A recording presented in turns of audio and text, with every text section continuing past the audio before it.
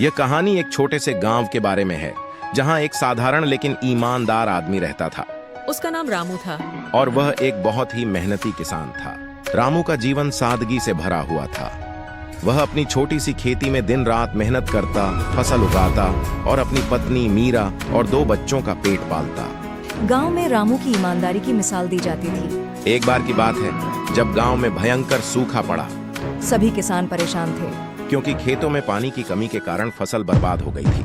रामू ने देखा कि अगर इस स्थिति में कुछ नहीं किया गया तो गांव में भूखमरी फैलेगी। उसने गांव के मुखिया से बात की और उन्हें अपनी योजना बताई। रामू ने कहा, मुखिया जी, अगर हम सब मिलकर एक तालाब बनाएं और बारिश का पानी उसमें जमा करें तो हम इस सूखे से बच सकते हैं। मुखिया को रामू की बात में दम लगा। उन्होंने तुरंत गांव के सभी लोगों को बुलाया और रामू की योजना के बारे में बताया।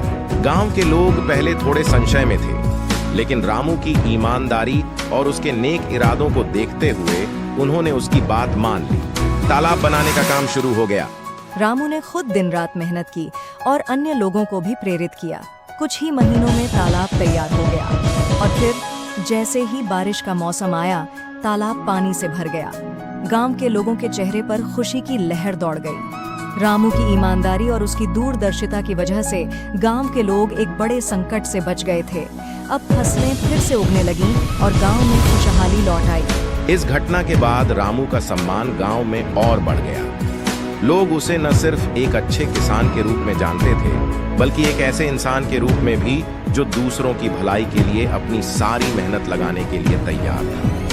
रामू की कहानी हमें यह सिखाती है कि जब हम ईमानदारी, मेहनत और समझदारी से काम लेते हैं तो कठिन से कठिन परिस्थितियों में भी सफलता हासिल कर सकते हैं। गांव के बच्चे अब रामू से प्रेरित होकर सीखते थे कि कैसे सही मार्ग पर चलते हुए भी सफलता पाई जा सकती है। और रामू अपनी सादगी और ईमानदारी के साथ एक मिसाल बनकर गांव में हमेशा के लिए अमर हो गया।